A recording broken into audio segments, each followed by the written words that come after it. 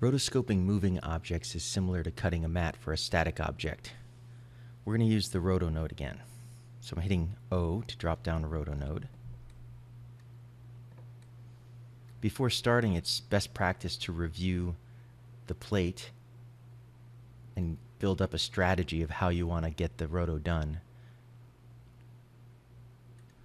We can see his hand kind of crosses over the screen here in the middle, and that we have a nice beefy silhouette of his hand and finger. So I'm going to use this as the starting place for my Roto.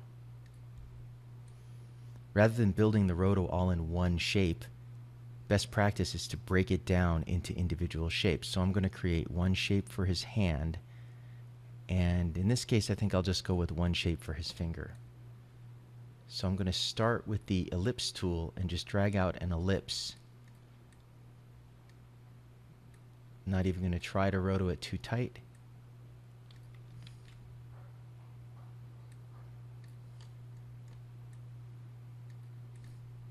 Because this will give me what I need.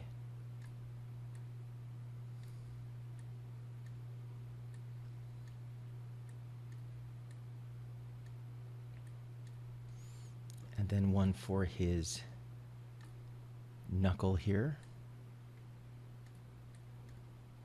Clicking outside to rotate it, and clicking in the middle to translate it.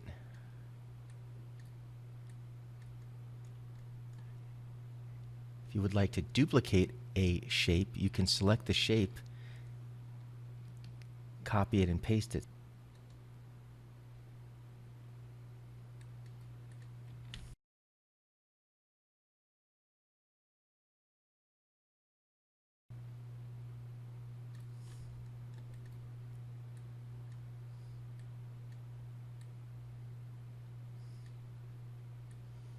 Now I'm going to create one big shape for the rest of his hand here. Very quickly laying out.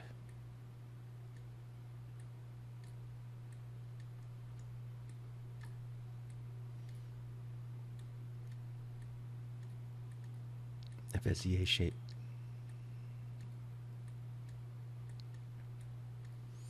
Now one thing you can do in Nuke, in the Roto node, is create hierarchies of shapes. So all of the fingers are part of the hand. If I wanted to, I could create new groups and make all of the fingers be children of the hand group. So the hand is Bezier 1.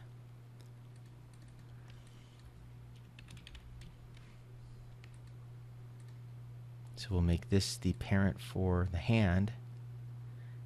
And then if I click this and click the plus sign, I can create a new group inside of that and put all of the fingers inside there. So now whenever I transform the hand, I'll transform everything else. You can move the center pivot of a roto shape by control clicking and dragging. And this looks like sort of, I don't know, probably around where his wrist would rotate. So I'm going to make that the center of his hand there. And then for each of his fingers, I'm going to translate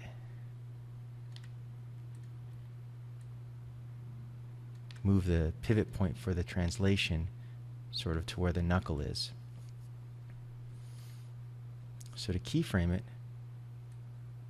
the Roto shape's auto key.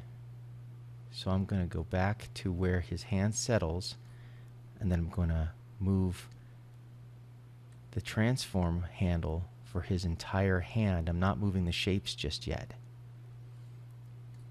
I'm going to rough it in using these translations before I go through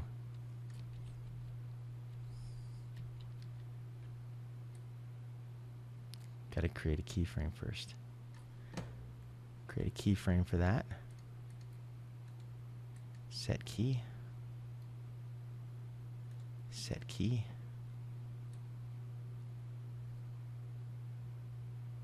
Gonna rough it in.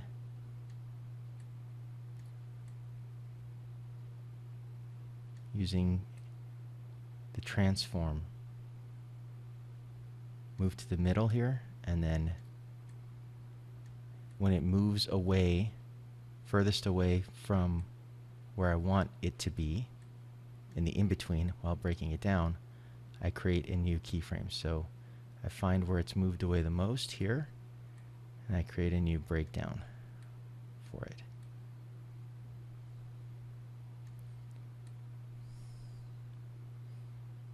So now I have it sort of roughed in.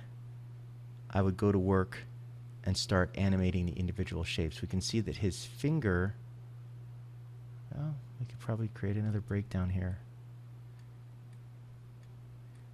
It's always good to try to be as lazy as possible when rotoscoping, because otherwise it just becomes a lot of work very quickly.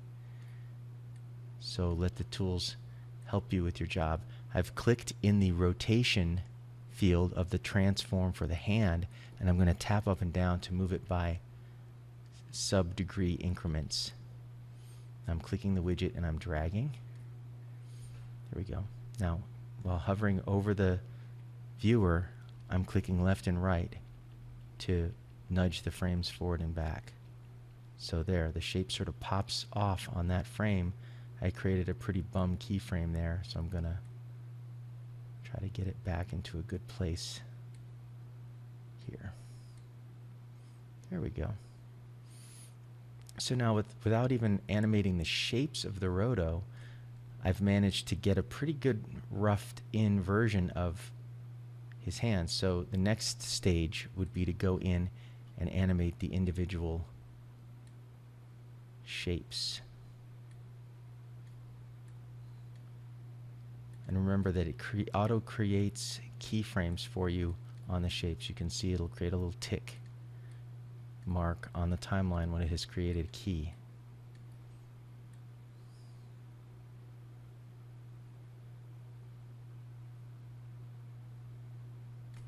So that's the gist of rotoing. The next stage is to just go through and tighten up that roto until it's as tight as possible.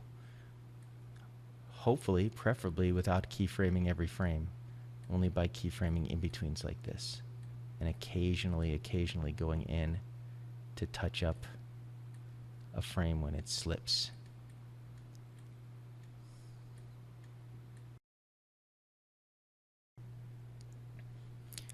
And again, through the miracle of time-lapse, we have something that looks a little bit more like a finished shot. I've added in a little fake display here for him to move his fingers over. And even though the roto's not exactly perfect, you could still go through and do a little bit more work. You can see how it's useful for holding out his fingers from this cool display, this awesome futuristic looking display. Now, there's some other features that are worth knowing about in the roto node, especially when doing motion or more intricate roto like this. First of all, every shape has its own feather controls, its own global feather controls. You can also feather from any knot by holding down Control and dragging out the knot. And this will feather just that knot. Now, you got to be careful with this one because it's actually per keyframe. So these will just keyframe back, as you can see. So if you wanted to create those kinds of feathers, you'd really want to do it before you started keyframing. Another note is that I wouldn't recommend using them for emulating motion blur, because the roto node has the ability of generating motion blur from the actual motion of the shapes. So if you go to the motion blur tab here, you have to make sure that the motion blur is turned on for everything, for each of these transform layers, but then also per shape. And you can shift click to select multiple shapes and toggle motion blur on for all of them. So now everything's got motion blur turned on. If we look at the roto node, here's the alpha channel of the Roto node. You'll see that as I frame forward, it's generating motion blur through its own motion. So this is great. When you're going to check the quality of your Roto, it's usually a good idea to do the render with the motion blur on, because that'll reveal some different issues from if it's not on at all. If there's really terrible pops and stuff, you can see here there's a terrible pop in the tip of his finger, which had I rendered it without motion blur on, we never probably would have even seen this little pop here. So now I've got to go in and figure out why his finger is popping so bad. And when we look at the shape here, you see it's pretty obvious why the roto is not very tight for those frames.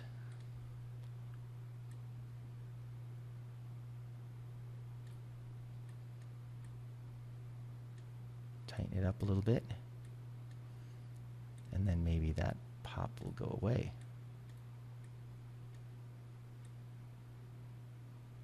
Oh, it's way off here.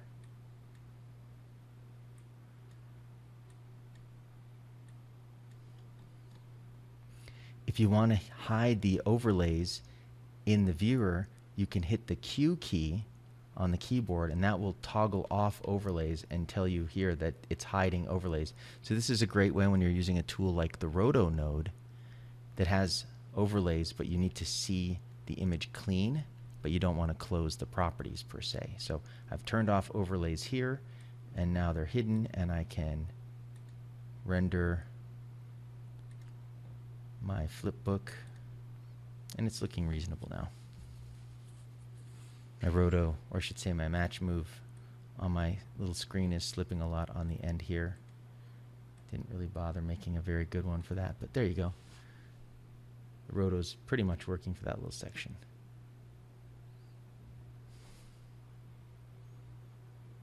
So those are the basics of the Roto node. We're going to cover it more in depth in its own chapter, but I wanted to give you guys enough Roto knowledge so that you could get your assignment done this week